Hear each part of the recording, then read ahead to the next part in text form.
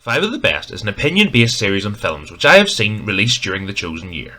This is to celebrate previous years in film, not to cause any offence. All opinions are my own. Hi everyone, welcome to 5 of the Best, a series in which we celebrate movies year by year. This series of videos will consist of me discussing my 5 favourite films of this chosen year.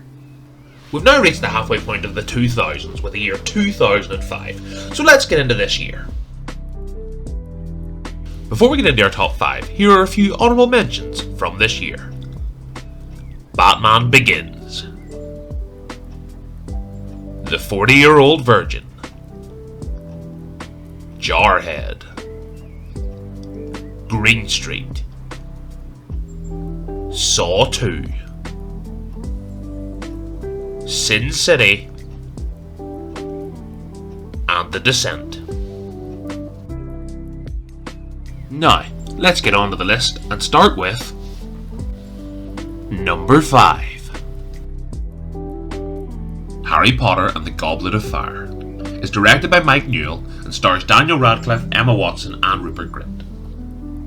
So if you've been following the 5 of the Best series so far, you'll know that Harry Potter has featured a few times so far, and in Goblet of Fire you have not the best film in the series, I wouldn't say, but definitely either the second or third best. The Goblet of Fire is it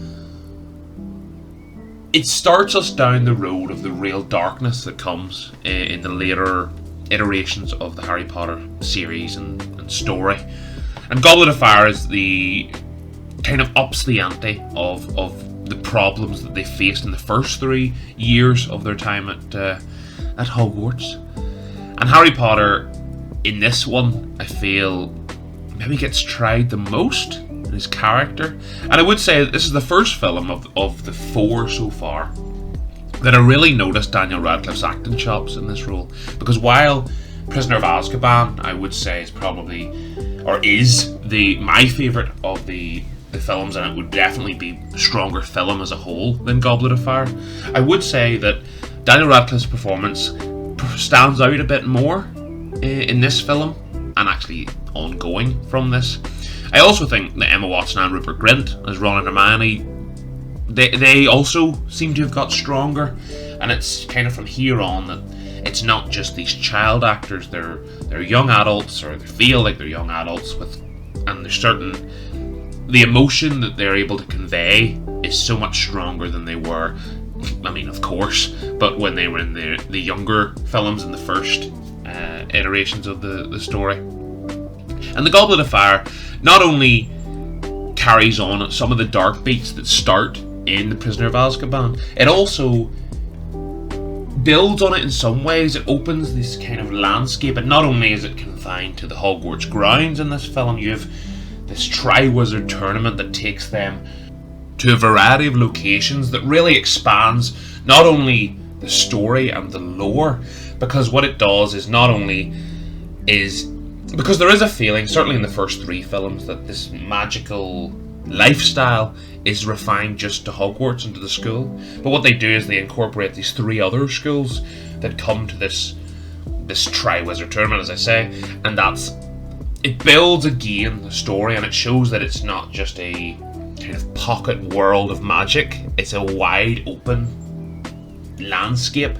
And speaking of wide open landscapes, certainly the grounds of Hogwarts is a great backdrop for a lot of these trials and tribulations that the characters have to go through, especially Harry. And it's something that, what I mentioned when I was talking about Prisoner of Azkaban, where the film got a lot darker, this film, while I would say if you're talking about the kind of directing choice to make it darker, quite literally darker, just by what's on screen, Prisoner of Azkaban is a darker film. There's not a whole lot of light and a lot of brightness in it.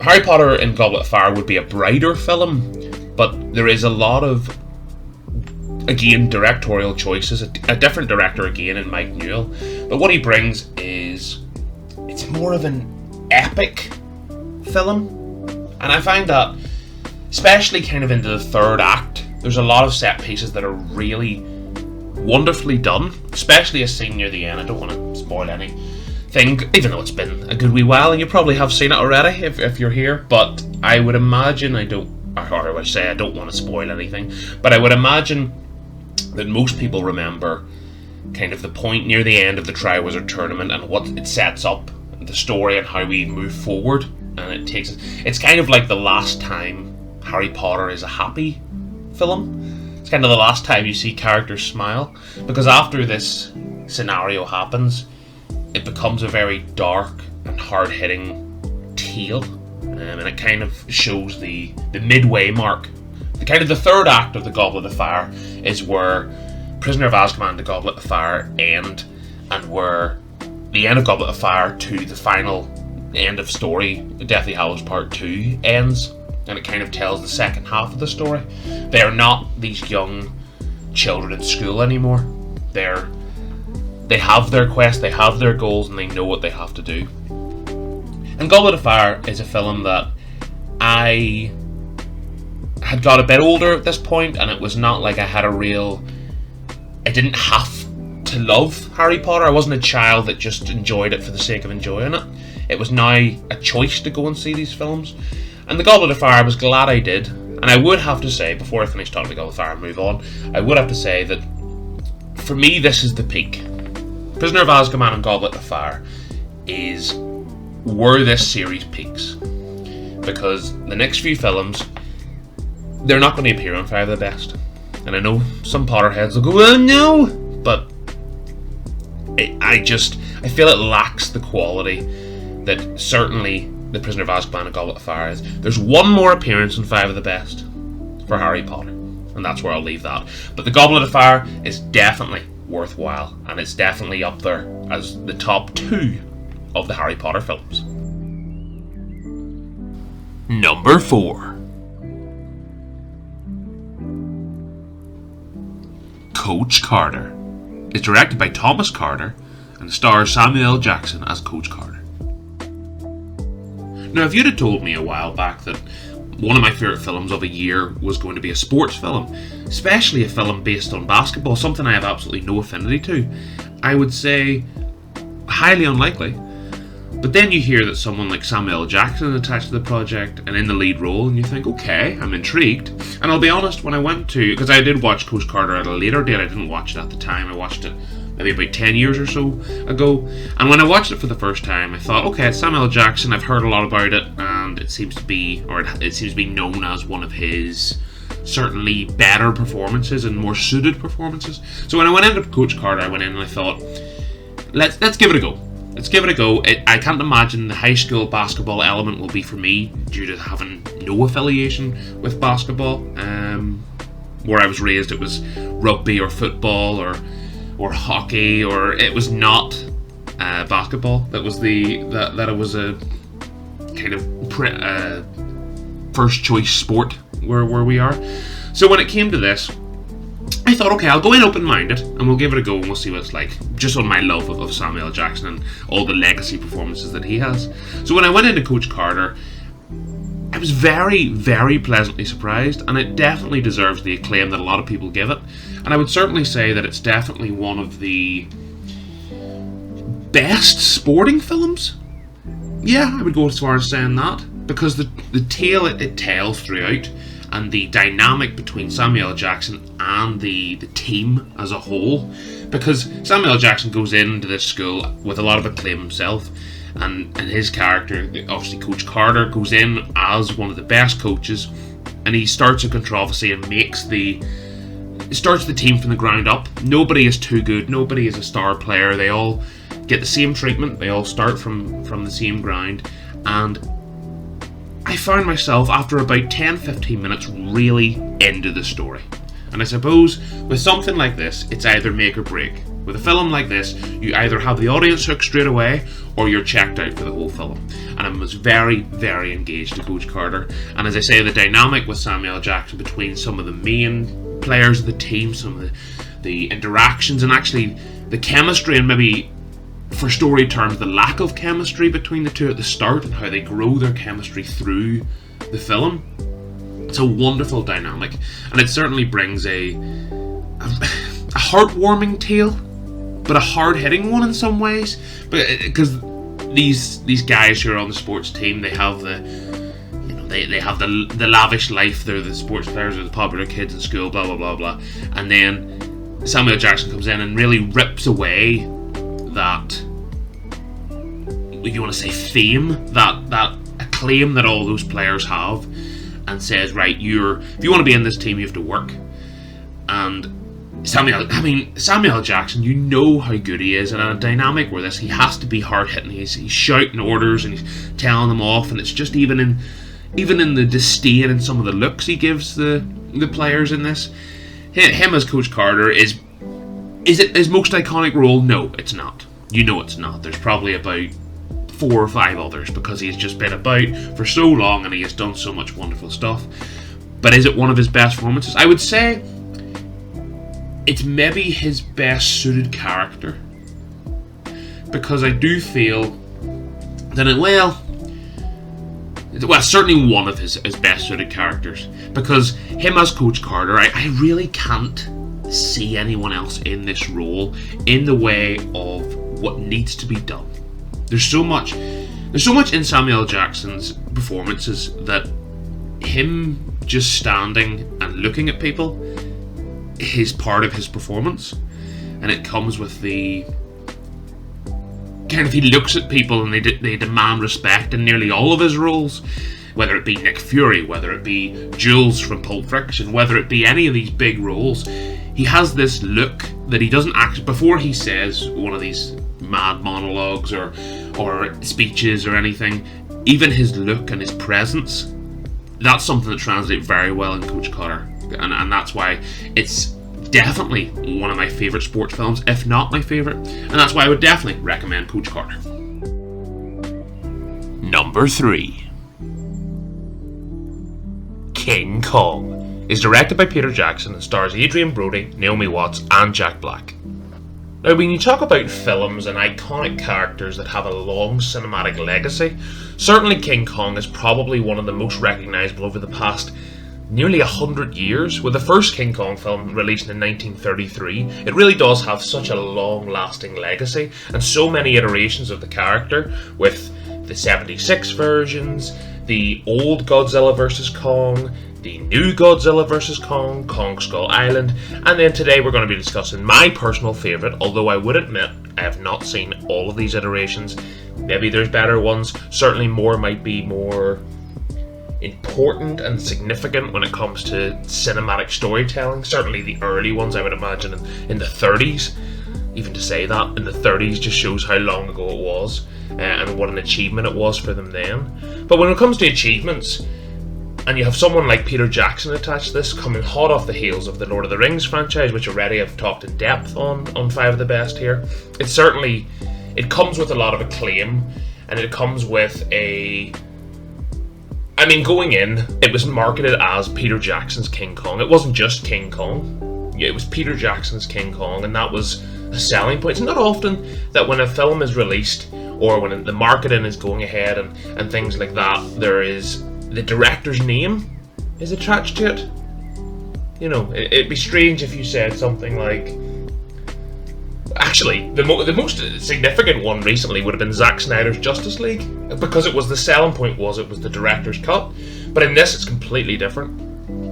In this, at the time, it was Peter Jackson was probably the hottest director in the world, coming off the most acclaimed film trilogy and coming into an epic story that had been told a lot of times, as mentioned. So it was quite a challenge. And when you see the runtime of 3 hours, you know it was set out to be an epic film.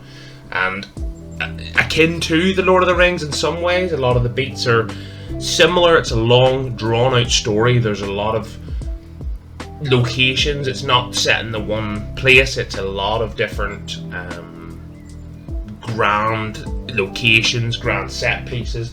A wonderful cinematography throughout this film. And there's something that I would say, and I'll start with probably the only negative I would have of King Kong. The only negative I have, really, is the length. And when you talk about a 3 or so hour film, it has to hit the mark at all times. And I would say that each section of the film, I look at this film, you may be different if you've seen this, but for me, I look at it 3 different sections. You have the first section where they're in civilization, let's say. Then they go to the island. They travel in the boat to the island, and that's the second act. And then they return from the boat to civilization. Hopefully that's not too much of a spoiler. That's what happens. And they're the 3 acts. That's how I look at it anyway. And I feel that each act goes on maybe 10-15 minutes, slightly too long. I think there's a real 9 or 10 out of 10 film here that's 2 hours 40, 2 hours 30 even, but it's slightly too long. And while I didn't feel that with Peter Jackson in The Lord of the Rings, I do feel it in this film. But that's the only negative I have. Slightly too long in some places, some scenes too drawn out and unnecessary, let's say. And maybe the pacing, there's a slight pacing issue because of that. But bar that, let's talk about the positives, and there's a lot. So for the positives, basically it's everything bar the runtime. There is so much wonderful storytelling here. Some of the acting chops from Adrian Brody and Naomi Watts, who I think both fall into a similar category. I talked about this when I mentioned The Pianist and spoke about Adrian Brody. These are actors that, and I would classify Naomi Watts as the same, when I do see them, on the rarity that I do, I think they're wonderful. They don't seem to take many gigs, and when they do, it seems to be pretty good. Certainly I would apply that more to Adrian Brody than Naomi Watts, because I know she's been in the odd not-so-good film, certainly recently. But around this time, in the early 2000s, kind of the mid-2000s, that would have been... They're both similar in that way. And they add to that, you've got Jack Black, who, with School of Rock being not that long before this, it certainly was such a change of pace to see him in this. And something I would compare it to, although certainly fails in comparison to, would be Jonah Hill in Wolf of Wall Street. Mainly a comedy actor, or certainly not someone that you would take too seriously. And Jonah Hill goes from Superbad, 21 Jump Street, etc., this great comedic actor, into certainly a comedic role in The Wolf of Wall Street, but certainly a grandioso film.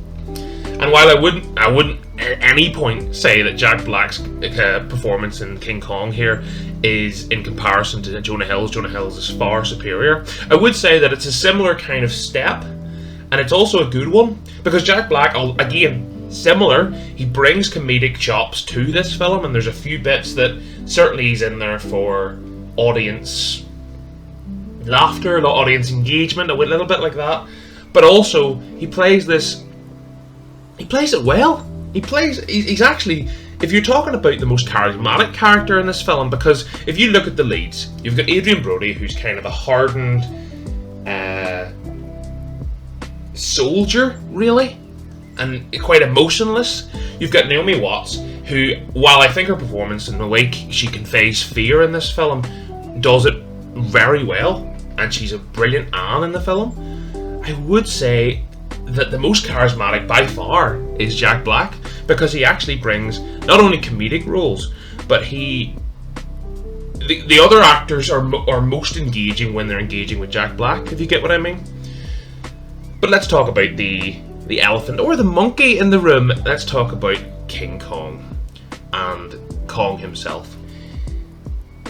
Quite literally, this is a wonder of what they achieved at the time, because not that the CGI in 2005 was unheard of. Not that, we had things like Gollum not that long ago. We had things like Dobby. We had great CGI already, so it wasn't too much of a jump to go to this. But where this movie really shines in CGI and in kind of computer-generated battle scenes is when Kong is fighting things like, there's Tyrannosaurus Rex and different things on this island. I don't want to just go beat by beat through this film, because I would like you to watch it yourselves. But I feel that it's one of these films that achieves so much, but overall I feel slightly unsatisfied. And I kind of mentioned that when I talked about the time length there a minute ago. While there's so much to enjoy, and it's a film I do love, I think it's holding back. It's not lacking, but it's holding back on really bursting through and becoming what it needs to be. Hopefully that makes sense. Because realistically, this should be number one. For what it should be, for the epic it told, it should be number one. And while it still is fantastic, and it's a film I do think is far and away the best Kong movie, You know, although, as I say, I don't have a whole lot to compare it to. I have compared it to is Kong Skull Island, Godzilla vs. Kong. Yeah, it's going to be better than that. But is it truly the best film of this year? No, it's not. There's better, and they'll be coming in a second. But I think, for me anyway, but I just don't want to take away from the achievement that is King Kong. There's so much to love. It's a film I truly enjoy and would definitely recommend for you to watch. But I would just say as a heads up, again, that the runtime does lead to some slightly less engaging moments than others. But the good moments, oh my goodness, are they good. And that's my overall thought of this film. There's some parts where it's truly, truly brilliant. And there's some parts where it's a lot of build-up, and that will eventually pay off, but the build-up is a lot of build-up. You've seen the film, you know what I mean. If not, give it a chance, let me know what you think. Let's move on to the next one. Number 2. Star Wars Episode 3, Revenge of the Sith. Is directed by George Lucas, stars Hayden Christensen and Ewan McGregor. So before you decide to click off the video, I'm gonna hold your horses, please, and let me explain. Because you're probably thinking to yourself, this guy's doing the best movies of the year and he's put a Star Wars prequel. If it had been Attack of the Clones or Phantom Menace, and I put it on a list, you have every right to click off, dislike, and off you go. But this is where I'm going to defend Revenge of the Sith. Revenge of the Sith, and this is coming straight after I've just said that King Kong is less than it. Okay, this is the one, if you're going to hold anything against me, you can hold me to this film, and that's fine. But Star Wars Revenge of the Sith is a film that I truly love. It is one of, if not, my favourite Star Wars film. Is it the best in quality? No. The best are, of course, the original trilogy. That's absolutely no dispute. But the thing with Star Wars is, and I think this is more of an overarching Star Wars narrative that fits nearly everybody. It's the one that you grew up with. Because if you grew up in the 70s or early 80s, and the first film in the Star Wars franchise you seen was Return of the Jedi, you probably thought that was your favourite. If you grew up in this generation and you're watching The Force Awakens or Rise of Skywalker or any of these new Rogue One, you're probably thinking, well, that's definitely my favourite. I've watched the old ones, they're okay, but these are the ones I love because I grew up with them. There is that. And for me, I was at the perfect age when Revenge of the Sith came out because I had grew up through two absolute stinker films that are The Phantom Menace and Attack of the Clones. And while Phantom Menace and Attack of the Clones have a little bit, and I mean like 1/20th of the film that is pretty good and pretty interesting, there is not much to love in either of those two films, and a lot of it is horrible. So you may be saying, so what completely changes between this and Revenge of the Sith? This is the hard part, because a lot of the stuff in those, namely the dialogue and the script, is equally as cheesy and cringy and don't make me kill you. Yeah, it's all very... George Lucas doesn't know how to write dialogue. They spoke about that in the 70s when he was writing the original trilogy, so this isn't anything new. But what this film does, and I absolutely adore this, one of my favourite things in all of Star Wars is the Order 66 in the middle part of the movie. When everything goes from the Jedi and the heroes, if you like, are absolutely untouchable. They all have lightsabers, they're not going to get hurt, nothing's going to happen. And everything just flips. And it completely goes to the villains win in nearly every scenario.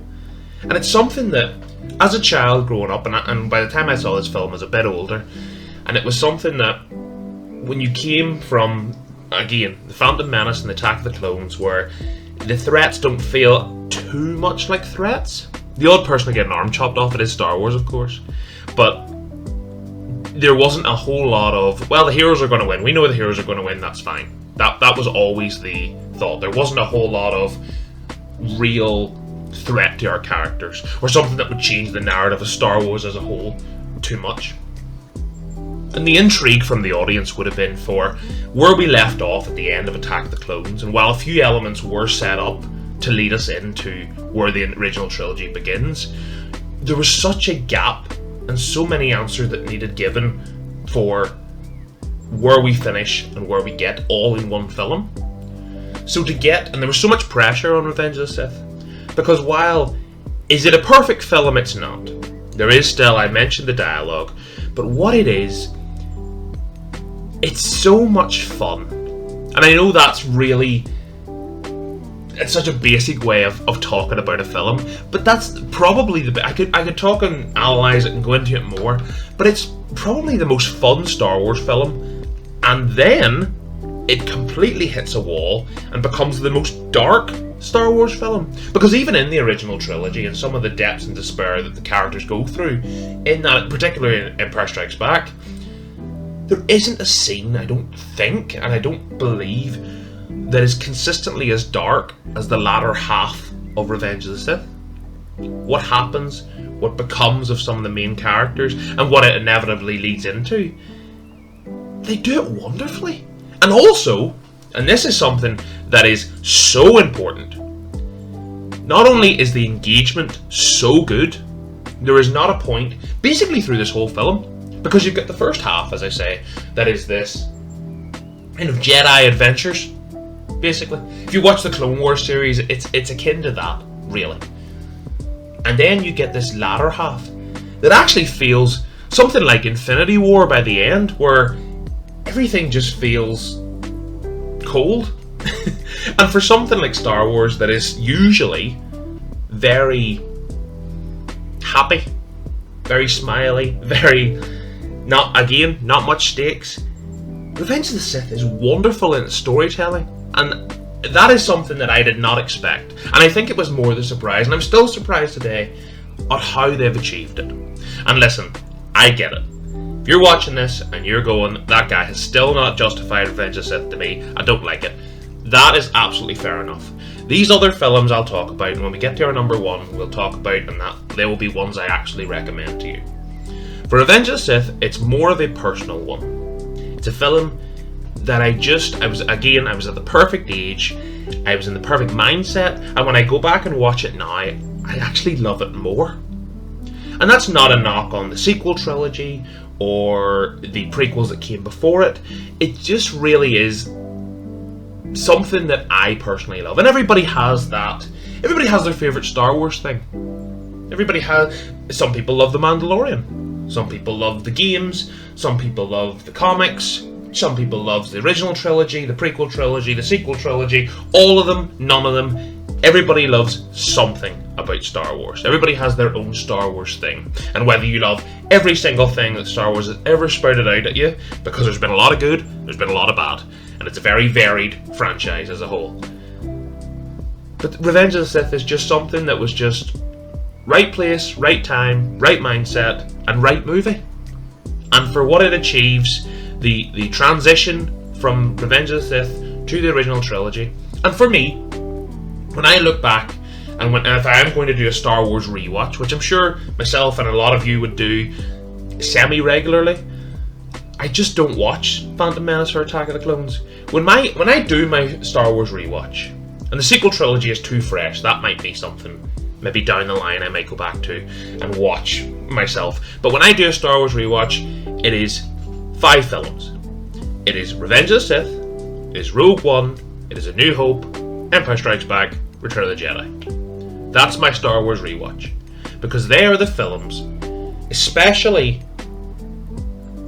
those 5 are the films for me that encapsulate everything I love about Star Wars. And a lot of people wouldn't include Revenge of the Sith. That's absolutely fine. I understand the significance of the original trilogy, and I don't doubt their quality. They're the reason that Star Wars is what it is.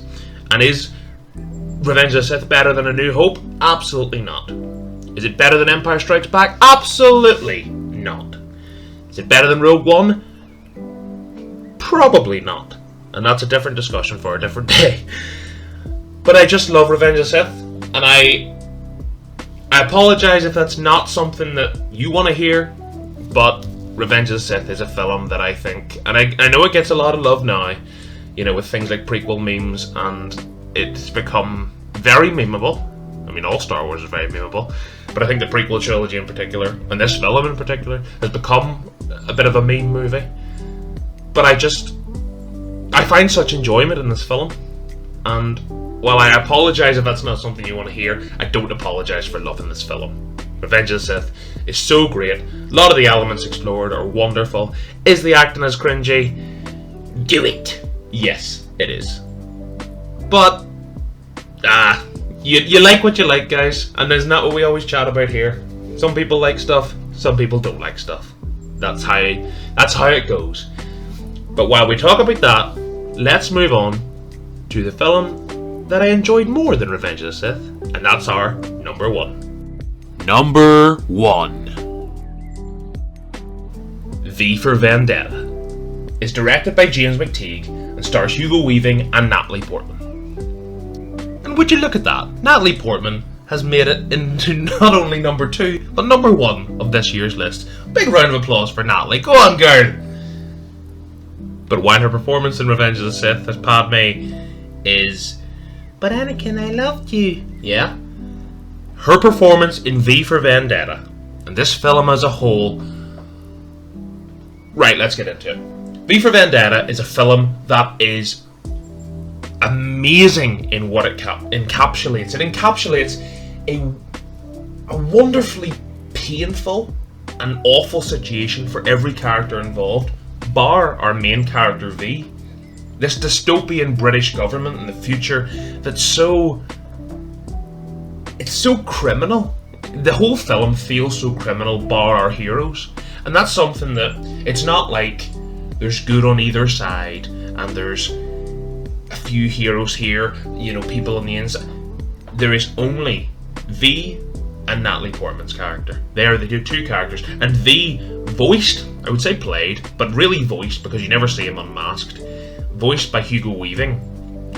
What a voice acting role. And it is like that, not like in an animation, but Hugo Weaving as V in this is one of the most interesting characters in that decade.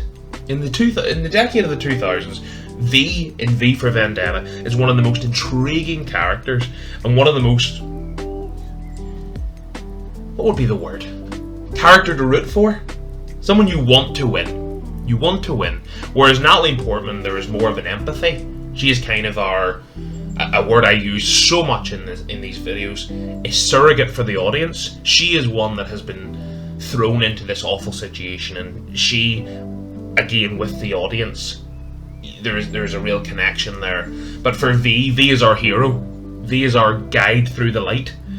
And what this film has is not only a heartbreaking story, but also a heartwarming story.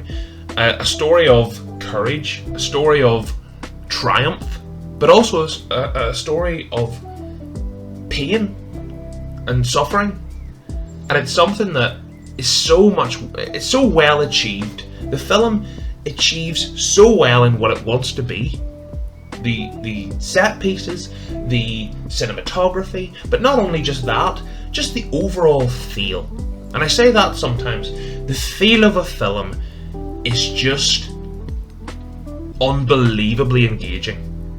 From the first 2 or 3 minutes of this film, you're so hooked because there is not a point where you're fully in the know of what's going on in this film. You're always wanting to learn more. In some ways it's like a murder mystery, not with an actual murder mystery, but there's that constant need as the audience to gain the information, to know what's going on.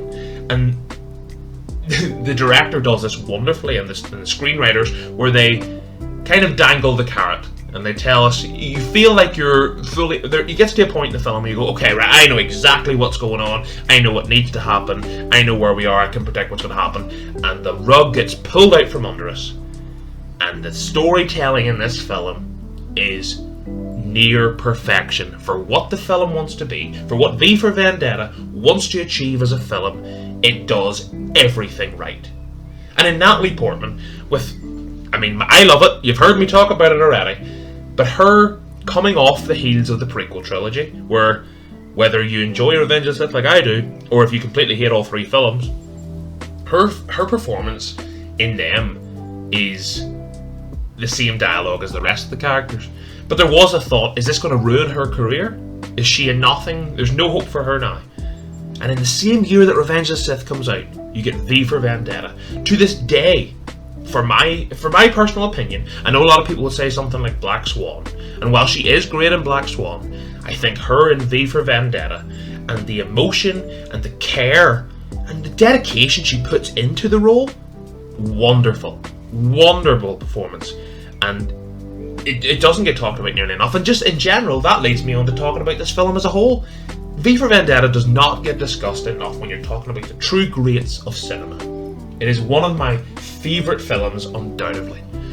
I think it's a true achievement in cinema. Because I don't want to go into too many plot details, because I would really, really implore you to give this a go yourselves. Go and see V for Vendetta. It's probably on Netflix, it's probably on one of the streaming sites you have, and I would definitely say it's not the longest film either. It isn't one of these 3.5 hour films like we talked about with King Kong. It's a film that there is no time wasted either. The pacing is fantastic. There is not a point of engagement that's lost to the audience, and that is so difficult to achieve with any kind of movie or storytelling.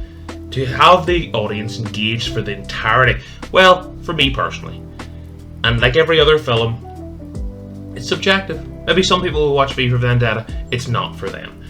But what I got out of V for Vendetta is a film that it was exactly what I wanted and far more. I went in expecting a decent bit.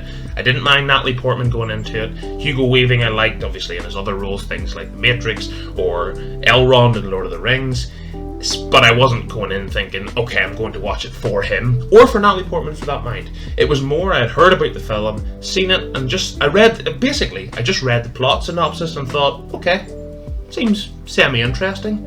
But oh my god, it is so much more than that. It is a wonderful story, wonderfully told, and I would recommend V for Vendetta to anyone. I think it's a film that anybody in kind of any situation can relate to in some way, and I think that's hard for any film to achieve.